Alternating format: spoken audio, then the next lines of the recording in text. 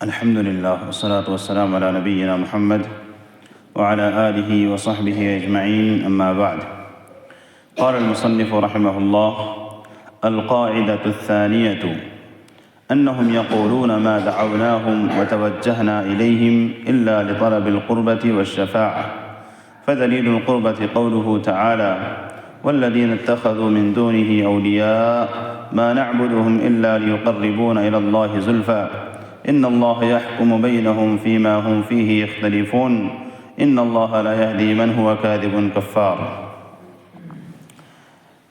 آج ہم لوگ انشاءاللہ دوسرا قاعدہ پڑھنا شروع کر رہے ہیں۔ پہلے قاعدے میں یہ بتایا گیا تھا کہ کفار و مشرکین اللہ رب العالمین کی ربوبیت کا اقرار کرتے تھے کہ وہی خالق ہے، وہی مالک ہے، وہی مدبر ہے۔ اس کے باوجود اتنا ایمان رکھنا ان کے لیے کافی نہ ہوا۔ ان کو اتنا ایمان اور اتنا یقین ان کو مسلمان نہیں بنا سکا۔ ان سے نبی کریم صلی اللہ علیہ وسلم نے جنگ بھی کی۔ تو اب سوال یہ ہے کہ جب وہ لوگ اللہ تعالیٰ کو خالق، مالک اور مدبر مان رہے تھے تو عبادت غیروں کی کیوں کر رہے تھے؟ سوال یہ ہے۔ اسی قاعدے کو، اسی کا جواب دوسرے قاعدے میں مصنف رحمۃ اللہ علیہ نے ذکر کیا ہے کہ یہ لوگ دوسروں کی عبادت پھر کیوں کرتے تھے؟ جب اللہ ہی کو سب کچھ مان رہے ہیں تو عبادت اسی کی کرنی تھی، لیکن دیکھا یہ جا رہا ہے کہ ادھر مان رہے ہیں اللہ کو سب کچھ، لیکن عبادت غیروں کی کر رہے ہیں۔ اسی سوال کا جواب دے رہے ہیں، کہہ رہے ہیں کہ انہم یقولون، کہ یہ کفار و مشرکین سے جب پوچھا جاتا کہ تم پھر غیروں کی عبادت کیوں کرتے ہو، تو وہ لوگ کہتے ما دعوناہم وتوجہنا الیہم، حقیقت یہ ہے کہ ہم لوگ ان کو نہیں پکار رہے ہیں اور نہ ان کی طرف ہم توجہ ہو رہے ہیں، مگر جو کچھ بھی ہم کر رہے ہیں ان مورتیوں کے سامنے یا ان معبودوں کے سامنے، بس ہمارا دو مقصد ہے، الا لطلب القربۃ والشفاعہ، ہم چاہتے ہیں کہ اللہ تعالیٰ کا تقرب حاصل کریں، اللہ تعالیٰ کا تقرب حاصل کریں، قربت حاصل کریں، اور دوسرا مقصد ہمارا یہ ہے کہ یہ لوگ جن کے سامنے ہم ماتھا ٹیک رہے ہیں، جن کے سامنے آ کے ہم دعائیں کر رہے ہیں، ہمارا بس یہ مقصد ہے کہ ہم لوگ یہ چاہتے ہیں کہ یہ لوگ جو قبر میں مدفون ہے یا مورتی بنی ہوئی ہے، یہ لوگ نیک لوگ ہیں، یہ لوگ قیامت کے دن ہماری سفارش کر کے ہمیں جنت دلا دیں، بس یہ ہمارا مقصد ہے۔ تو ان کا یہ جواب ہے۔ تو جو سوال تھا کہ اللہ کو جب مان رہے ہیں سب کچھ تو غیروں کی کیوں عبادت کر رہے ہیں، تو ان کا دعویٰ کیا تھا کفار و مشرکین کا؟ کہتے تھے کہ ہم ان کی عبادت نہیں کر رہے ہیں، ان مورتیوں کی، معبودوں کی عبادت نہیں کر رہے ہیں ہم، بس ہمارا مقصد ان کے پاس جو کچھ بھی ہم کر رہے ہیں، چڑھاوے چڑھا رہے ہیں، سجدے کر رہے ہیں، دعا کر رہے ہیں، بس مقصد یہ ہے کہ ہم اللہ سے قریب ہو جائیں اور یہ لوگ ہمیں سفارش کر کے جنت دلا دیں۔ اب سوال یہ ہے کہ یہاں پر ان کا مقصد بظاہر اچھا ہے، بظاہر اچھا ہے، لیکن کیا ان کا یہ کہنا کہ ہم ان کی عبادت نہیں کر رہے ہیں یہ صحیح ہے؟ تو یہ بات صحیح نہیں ہے، اس لیے کہ یہاں پر جو وسیلہ پکڑ رہے ہیں یہ لوگ، گویا کہ یہ لوگ وسیلہ پکڑ رہے ہیں کہ ہم کو یہ لوگ اللہ سے قریب کر دیں یا اللہ سے جنت دلوا دیں گے۔ تو وسیلے کے تعلق سے یہ بات ہے کہ دیکھیے اللہ رب العالمین صاف لفظوں میں یہ کہتا ہے وَإِذَا سَأَلَكَ عِبَادِي عَنِّي فَإِنِّي قَرِيب، کسی کا واسطہ پکڑ کر، کسی بزرگ کا ہاتھ پکڑ کر، دامن پکڑ کر اللہ سے قریب ہونے کی کوئی ضرورت نہیں ہے۔ اللہ ڈائریکٹ کہہ رہا ہے کہ جب میرے بندے آپ سے پوچھیں میرے بارے میں تو میں قریب ہوں، میں قریب ہوں، اور قریب جو رہے تو اللہ رب العالمین کیا کہتا ہے؟ اجیب دعوت الداعی، دعا کرنے والے کی دعا کو میں قبول کرتا ہوں، اذا دعانی، جب وہ مجھے پکارتا ہے۔ تو اللہ تعالیٰ یہ کہہ رہا ہے کہ ڈائریکٹ مجھے پکارو، کسی کے یہاں جانے کی ضرورت نہیں ہے، کسی کے آگے سر ٹیکنے کی ضرورت نہیں ہے، کسی کے آگے بھیک مانگنے کی ضرورت نہیں ہے کہ مجھے اللہ سے قریب کر دو۔ اللہ تو کہہ رہا ہے کہ میں قریب ہوں، مجھے ڈائریکٹ پکارو۔ تو یہاں ان کا وسیلہ جو پکڑ رہے ہیں یہ غلط طریقے کا وسیلہ پکڑ رہے ہیں۔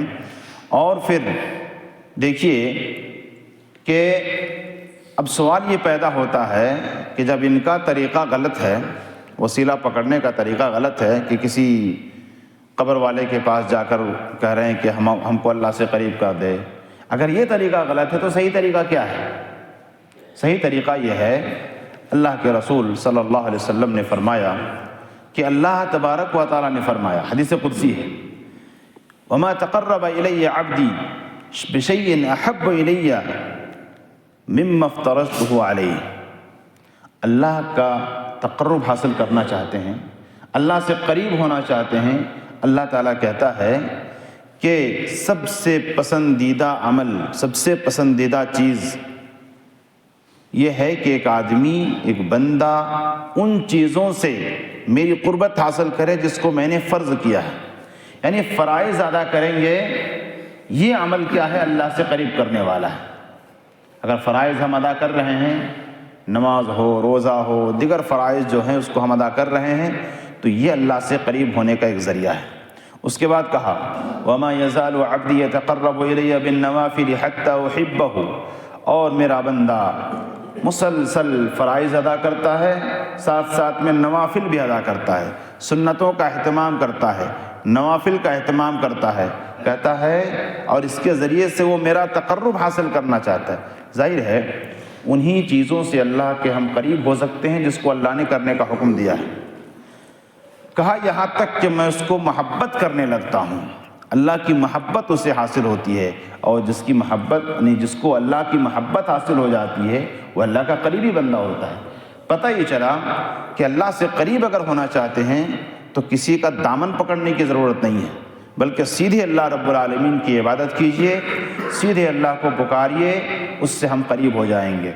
اور پھر ان غار والوں کا واقعہ آپ نے بارہا سن رکھا ہوگا کہ بنی اسرائیل میں جو 3 آدمی غار میں پھنسے تھے، اور جب غار کا منہ بند ہو گیا ایک پتھر کے ذریعے سے اور تینوں اس کو نکال نہیں سکے، تو تینوں نے اللہ رب العالمین کے سامنے اپنے اپنے چنندہ عمل کو انہوں نے پیش کیا جو انہوں نے صرف اللہ کے لیے کیا تھا۔ ان اعمال کو پیش کیا کہ اے اللہ، ہم نے اگر یہ عمل تیرے لیے کیا ہے تو تو ہمیں نجات دے دے، اس مصیبت سے ہمیں نکال دے۔ اللہ رب العالمین نے نکالا۔ یہاں ان لوگوں نے اپنے نیک عمل کا وسیلہ پکڑا، تو نیک عمل کا وسیلہ پکڑنا جائز ہے، درست ہے، جس کی طرف پچھلی حدیث میں اشارہ کیا گیا۔ اس کے بعد دیکھیے تقرب اور شفاعت کے نام پر اس امت میں کی ایک بڑی جماعت سے جو ہے نا شیطان شرک کرا رہا ہے۔ جو بھی یہ تو کفار و مشرکین کا حال تھا، آج کے زمانے میں اگر آپ دیکھیں جو قبروں کا چکر لگاتے ہیں، قبروں کے یہاں سجدے کرتے ہیں، چڑھاوے چڑھاتے ہیں، ان کا معاملہ بھی سیم کفاروں جیسا ہے، بلکہ ان سے خطرناک ہے۔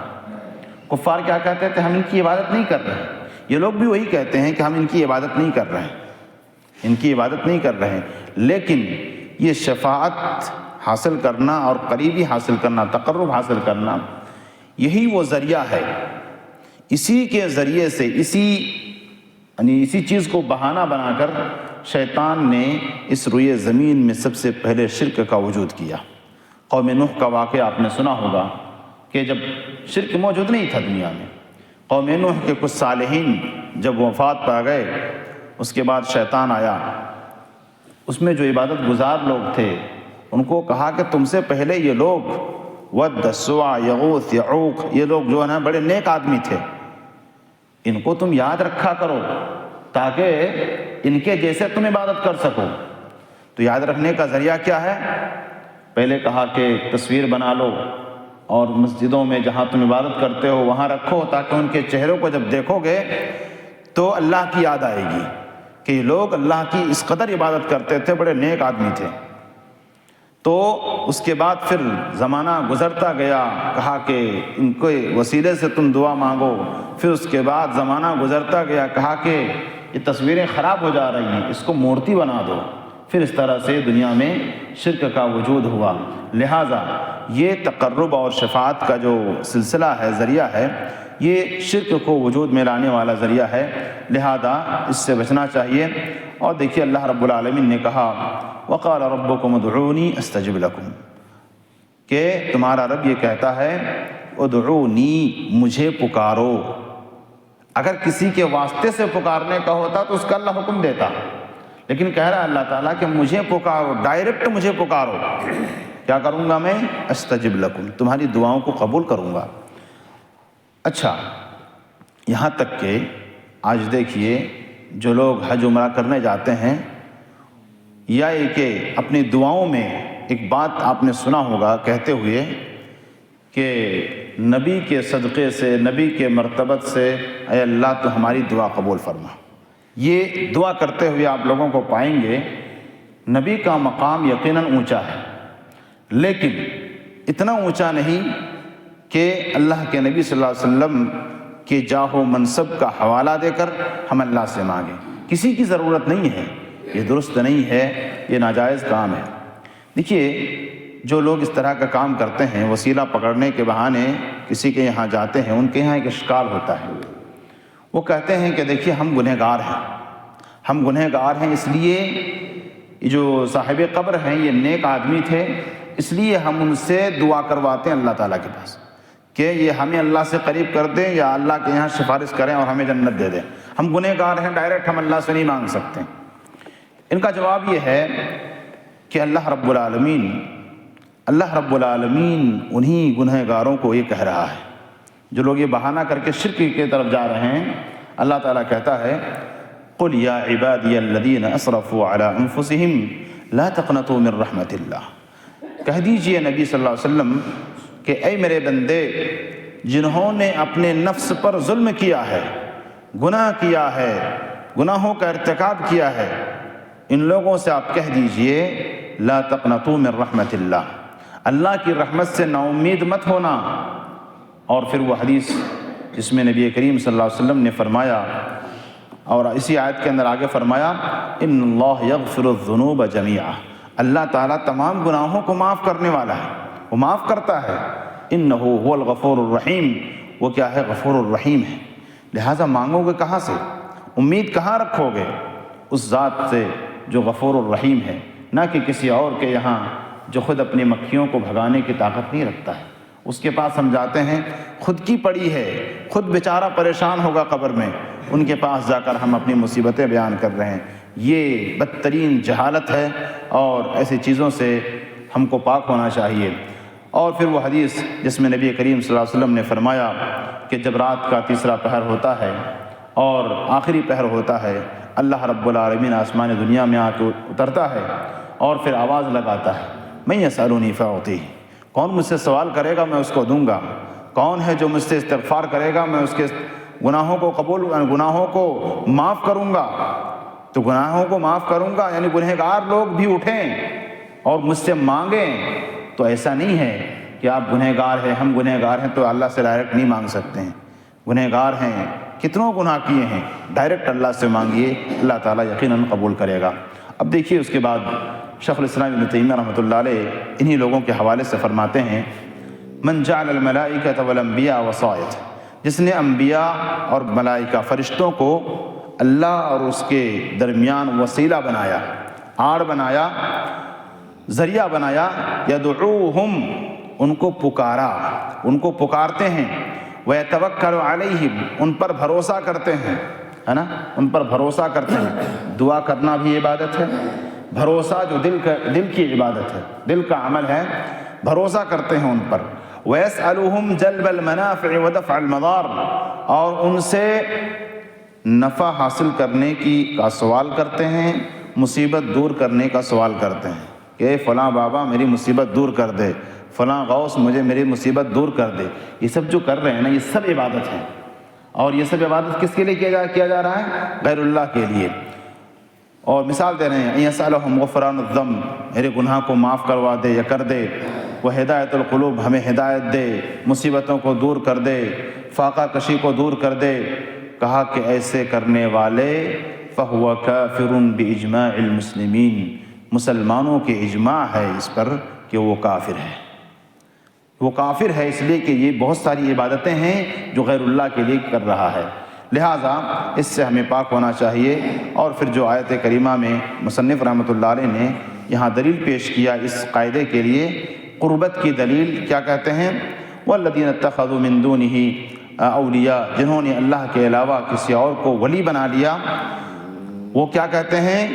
ما نعبدہم، ہم ان کی عبادت نہیں کرتے ہیں، الا لیقربونا الی اللہ زلفیٰ، مگر ہم چاہتے ہیں کہ اس سے ہم قریب ہو جائیں۔